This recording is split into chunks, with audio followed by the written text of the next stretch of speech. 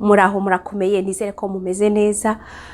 Video y'uyu munsi nashakaga kuvuga ku bintu bitatu bishobora gufasha umuntu uwo ari we wese kongera ubushake cyangwa kuzamura ubushake mu gukora ikintu icyo ari cyo cyose. Wenda mbere y'uko bivugaho mu magambo arambuye, mumfashe kwishima no gushima Imana. Nemerewe kujya muri programu ya Health and Life Coach. Ni programu maze iminsi nirukaho ariko ntabwo byari byoroshye, ariko finaroma byakunze.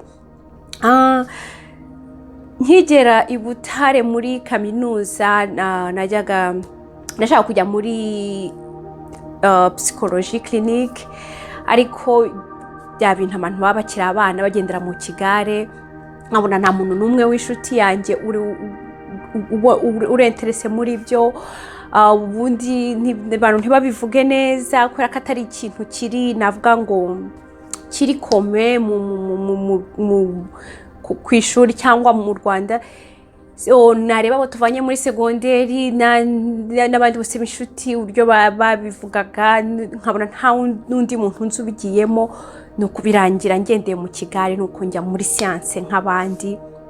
Ariko ntibyakuraho ko ari ibintu nakundaga, najyaga numva nshaka kuzakora akazi vraiment, nubwo nkuramo imibereho ariko hakaba hari n'umuntu naba nafashije. Umunsi ukarangira mvuga nti hari umuntu nafashije wenda gukemura ikibazo cyangwa kuzamuka, numvaga aricyo kintu nshaka kuzakora. Ariko birangira atari byo nize, ariko byambujije n'ubundi kuguma kubyitaho, nkashaka ibitabo nkaguma kubyigisha ku ruhande, ibitabo bivuga ku buzima, uburyo umuntu abaho, gute abantu bashaka kugira amahoro, abantu bashaka kugira umunezero, ibintu byose bishobora kuba birebana n'ukuntu ubuzima bushobora kugenda neza. Ubwo rero niyo mpamvu nashatse kujya muri iyo programu yo gukora ibintu bya health and life coaching.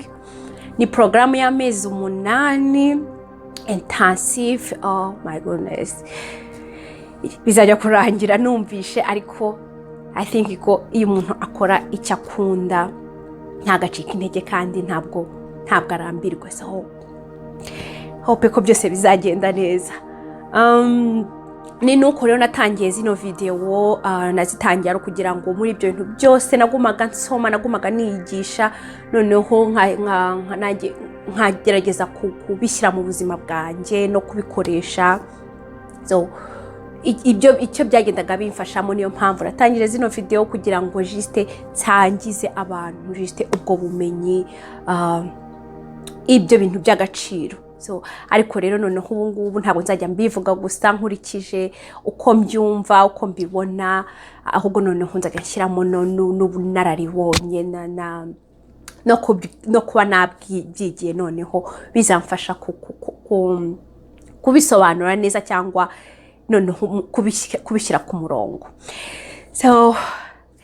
Mumfashe gushima Imana. Reka noneho dukomeze na video. Navugaga kuri ibyo bintu byo kuzamura ubushake. Kuvuga ubushake bishobora gusobanura ibintu byinshi. Ndimo gushaka ijambo yabisobanura neza mu Kinyarwanda, ntabwo nzi niba navuga ubwira, ariko ngira ngo ubwira no gukoresha umuhate. Ntacyo, reka ndakoma nkoreshe iryo jambo ubushake, biragenda bisobanuka uko bigenda bigira.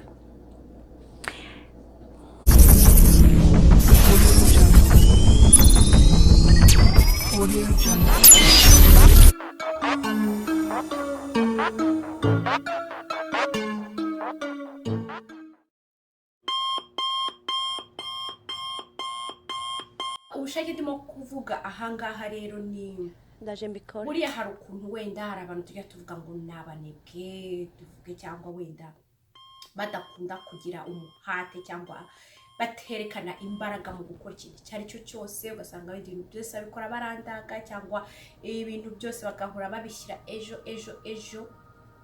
so kenshi ukavuga ngo nabanebwe usibye n'umuntu n'abantu bose ku giti cyabo hari umunsi ubyuka wumva nta energy nta mbaraga ufite zo gukora ikintu cyangwa ugasanga wenda ugira imbaraga mu gukora ibintu bimwe kubera ko ubikunda ufite passion muri byo ariko wenda ugasanga ibindi kugira ngo uzajye kubikora ni n'ugukururuka ni imbaraga bisaba ko hari umuntu eda upushinga usunikira kubikora ibintu nk'ibyo ngibyo. So ubushake ndimo kuvuga rero ngaho nubwo cyangwa ubwo wenda mvuze mu zindi ndimi kugira ngo usobanure volonté cyangwa kugira willingness mu gukora ibintu. Ubushake rero usibye kuba wenda byagufasha mu gukora umuhate gukora ibintu umuhate ku buryo ushobora gukoresha igihe cyawe kakibyaza umusaruro uko ushoboye, ariko ikindi binafashamo ni kwifata. Hari abantu nanjye ndishyizemo navuga gukora shopping cyangwa kugura, hari nk'ibintu usanga wenda nkanjye nkunda inkweto, nabona inkweto nziza kandi atari uko nzikeneye mu by'ukuri mfite inkweto zuzuye hariya, ariko nabona inkweto nziza nkumva ndashaka kuzigura kandi wenda mu by'ukuri mfite amafaranga hari ibindi ashobora gukora, kandi wenda ugasanga nko kuri konti nta na saving na nkeya ufiteho in case hagize ikintu kibaho, ariko wazibona bikagusunikira kuzigura. Gerageza ndavuga nzajya nirinda kujya muri umuntu uza mu mashow, nzajya nirinda kujyamo n'icyo cyafasha kubera ko iyo nzibonye nta birananira ndihangana wenda nkanasohoka njyamo ikarita nkayisiga mu modoka ntagira ikintu ugura nkagenda ngiye kugura gusa nkajyana make yo kugura cya kintu, ariko nazibona bikanana nkaza ikarita nkaza kujya kwitwara ndavuga ntimva ejo noneho ejo nkahora muri ejo. So ndimo gukoresha iyo myitozo kugira ngo ibyo bintu nshobore kubirenga, nshobore noneho kuzajya ngura ikintu nkeneye no mu gihe cyacyo, kandi ari ibintu napangiye atari kuvuga gusa ngo nagiye kubonye urukweto rwiza ko inkweto nziza ni nyinshi cyane kereka zose ngiye nkazigurayo, kandi ugasanga ziri aho ngaho simbona n'ahantu nzambara ariko juste kubera ko nazikunze. None hari n'abandi bantu bagira ikibazo ku biryo, noneho ugasanga ntibashobora kwifata ku biryo, akaba ashaka kugabanya ibiro cyangwa wenda afite nk'indwara runaka, afite nka diabete atemerewe kurya ibintu runaka nk'isukari, ariko ugasanga ibyo bintu byaramunaniye iyo abonye ibiryo kandi wenda afite byombi, ariko burya agahitamo kuko burya birikora ibiryo nabwo ngo bimwe biri healthy, salade, imboga, ibintu nk'ibyo kurya ibintu bisi, kunywa amazi, cyane cyane amazi mu gitondo. Ni intambara bisaba ubushake buhambaye kugira ngo umuntu abishobore, kandi wenda arimo kubona ibindi bintu byiza ku rundi ruhande ashobora kurya.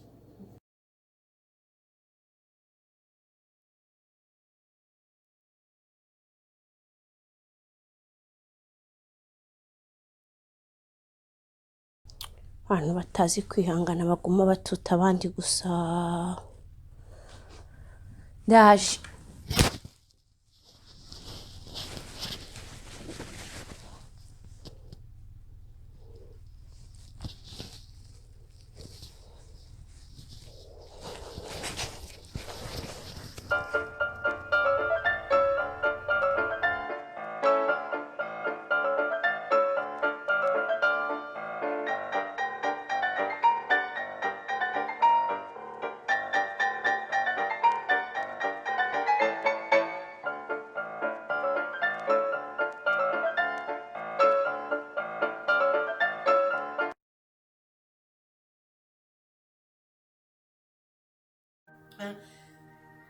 so uburyo butatu rero navugaga. Uburyo bwa mbere ni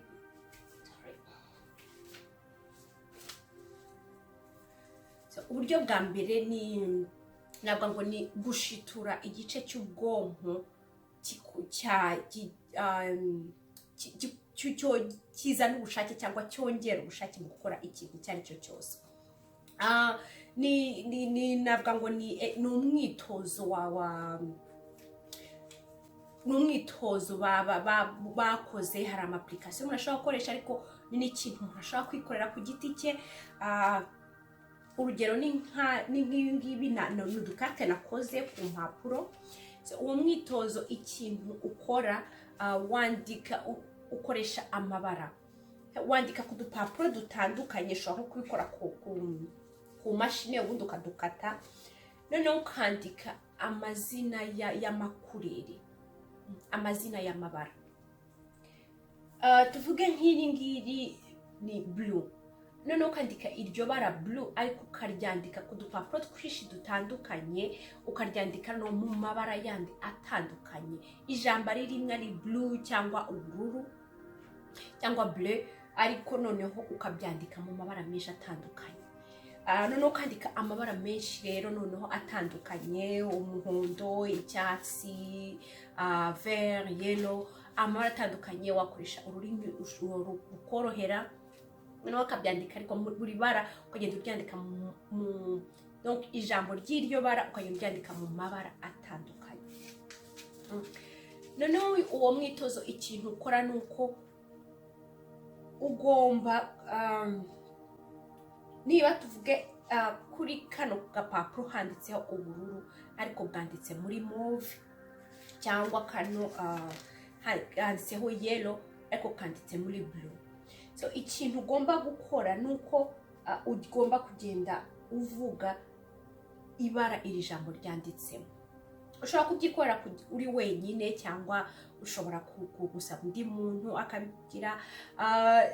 N'ibintu bitagoye, ushobora no gusaba abana mu rugo bakazajya batugufatira, bakazajya bagenda bagira, noneho wowe ukagenda uvuga ibara buri jambo ryanditsemo.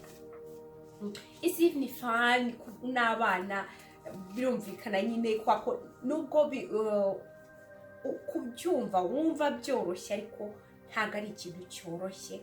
Impamvu bitoroshye nuko nk'iyo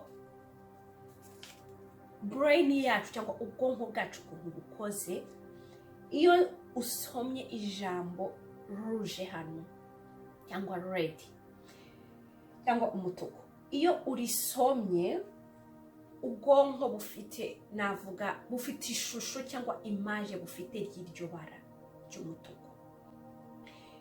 Kandi mu by'ukuri uwo mwitozo wowe icyo ugomba gukora nuko hano iri bara nubwo byanditse ibara ari umutuku ariko byanditse mu muhondo, icyo ugomba kuvuga ni umuhondo. So habamo intambara hagati y'uko bundi ubwonko bwawe bushaka kuvuga umutuku kubera ko isomye ijambo umutuku ariyo image itiza, n'intambara y'uko ubundi ugomba kuvuga ibara rino jambo ryanditsemo umuhondo. So iyo ntambara rero niyo isaba navuga volonté, ubushake buhambaye kugira ngo urenge cya kintu cyuko ushaka kuvuga icyo ubwonko bwawe bukubwiye ibara ry'umutuku. Iyo ntambara noneho ugomba kuvuga umuhondo, aho niho bisaba ubushake buhambaye. Nuko rero umuntu navuga ngo ni nko gushitura icyo gice cya volonté cya willingness, igice cy'ubushake mu bwonko. Noneho nuko ukora umwitozo nk'uyu nguyu, ugatangira ubijyanisha buhoro buhoro, noneho uko bigenda uko ibintu byose repetition ituma ibintu bigeraho bikagenda byoroha. Uko ugenda ubikora noneho niba urimo no kubyikora cyangwa wasabye umuntu akazajya kujya, noneho ugatangira, noneho ukazajya ugenda wihuta. Ubu hano ho ni umuhondo, n'undi byanditse mu muhondo, blue,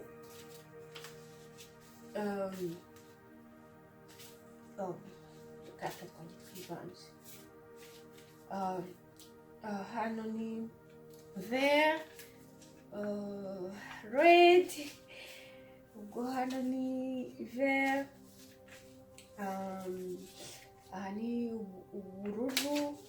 So ukagenda ukora umwitozo nk'uwo nguwo. Ni byaba na byiza ubikoranye n'abana, kubera ko yego bimwe biravanga bakaguseka, ariko it's fun to do. So birafasha. Ubushakashatsi bwerekanye ko ari ikintu gifasha mu kuzamura ubushake. Icyo ni icya mbere. Icya kabiri gifasha ni deadline, gushyira deadline ku bintu byose. Akenshi turabyuka ukabuzi mu mutwe wawe ukabuzi ibintu ibintu uri bukore, cyangwa wenda ukazajya unabikora uko bije. So ugasanga wenda ku munsi mu by'ukuri mu gitondo utazi ngo iyi saha ndakora iki ngiki, iyi saha ndakora iki ngiki, cyangwa uyu munsi ndaba ndangije iki ngiki. Rero mu bundi buryo bwo kugira ngo uzamure cyangwa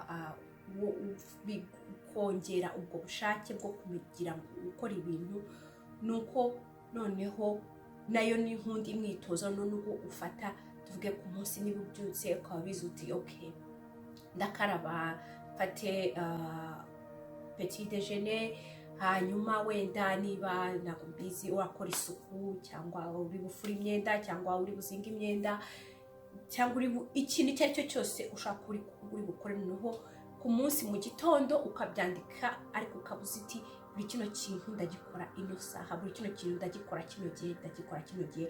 Ukaba ubizi uti ntabwo ndi bugeze saa 3 narangiza gukora isuku, kuva hagati ya 3 na saa 4 ndazinga wenda imyenda iri aho ngaho. Donc ugashyiraho deadline aho ngaho. Icyo bigufasha nuko mu by'ukuri, nkuko n'ubundi tuzi twinshi amakampani menshi ashyiraho deadline ku bintu, nuko barabizi ko ubwonko iyo bwarangije kugira iyo information ngo kino kintu ndagikora iki gihe n'iki n'iki, buragusunika cyangwa buragupushinga, bukongerera iyo zo mbaraga zo kugira ngo yabizi ko ntabwo ugomba ukurebye ku isaha ukavuga ati saa 4 zigiye kurangira kandi nari navuze ko kino kintu ndi bube nakirangije. Biragusunika kugikora, ntabwo ari kimwe nk'uko wari uzi ko igihe icyo ari cyo cyose uri bugikore, nuko nguko usanga ibintu byose byarangiye bizageje. Ariko iyo ufite isaha uvuga uti okay, saa 2 kino kintu nakirangije, ugashyiraho viko kirangije, saa 3 iki ngiki nakirangije. Buri kintu cyose niyo yaba ari akazi gasanzwe ko mu biro, niyo waba udafite deadline, ariko wowe ukiha umurongo ukavuga uti iyi raporo iki gihe n'iki nzagomba kuba nakirangije, iki gihe n'iki ngomba kuba nakirangije. So bigeraho noneho ubwonko bwawe bukaba aribwo bwishyiraho iyo gahunda uko urebye ku isaha, ukagira ku buryo niyo warengeje isaha wumva muri wowe umeze nk'uwakererewe. Nubwo ari wowe wabyishyira ariko uba wumva wakererewe, kumva icyo kintu nyine ntabwo wikiripabiliza cyangwa wiciye urubanza, kubera ko burya igihe cyatambutse ntabwo kiba kizagaruka. So nayo n'undi mwitozo ushobora gufasha kugira ngo ubwonko bwawe bugiye bugusunikira gukora ibintu byose bive mu nzira bijye ku ruhande. So bikongerera ubwira n'umuhate wo gukora ibintu, kubera ko ufite deadline ya buri kintu cyose.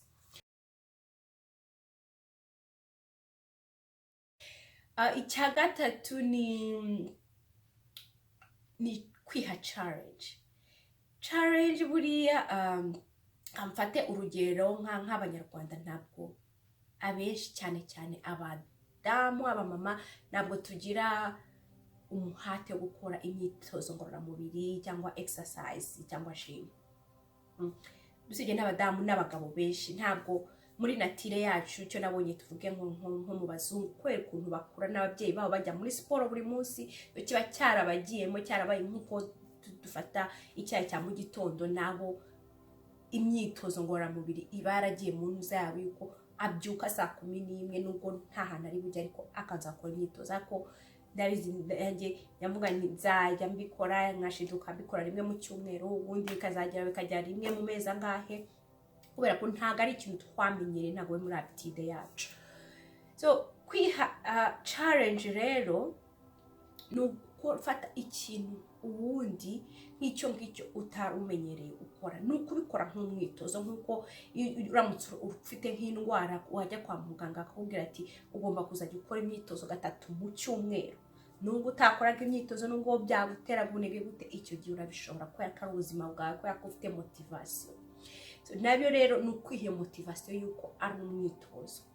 Ugafata urugero, wenda niba utuye nk'Iremera, ukavuga uti ngiye kugenda mu mujyi n'amaguru, ugashyiramo inkweto zawe zikorohera kugenda nka souplesse n'imyenda korohera, bigakora nk'imyitozo, ukavira Remera ukajya mu mujyi n'amaguru, nubwo nta kintu ugiye gukora mu by'ukuri.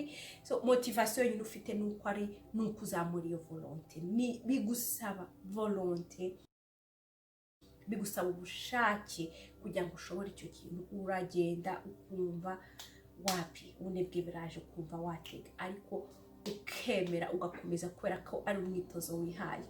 So iyo ni example, ariko ushobora kwiha challenge nyinshi zitandukanye nk'izo zo kuvuga uti nzajya nkora gym 3 mu cyumweru, ukabyishyiramo ukiyangana ko igihe cyose information wayihaye ubwonko bwawe wayihaye iyo information nutabikora wumva wikipabiliza wicira urubanza.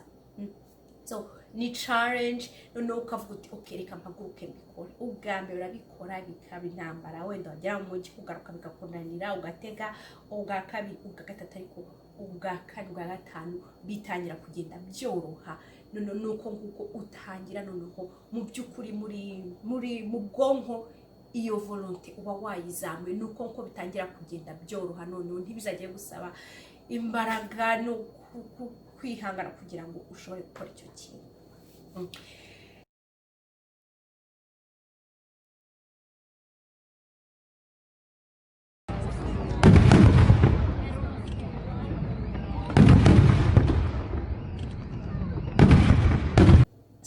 Ubushake rero ni icyo ngicyo bifasha mu kugira kongera umuhate, gukora ibintu wihuta, igihe cyawe ukakibyaza umusaruro no gushobora kwifata. Hari ibintu byinshi bisaba kwifatamo, so nicyo ngicyo iyo myitozo mu by'ukuri nicyo gishobora gufasha.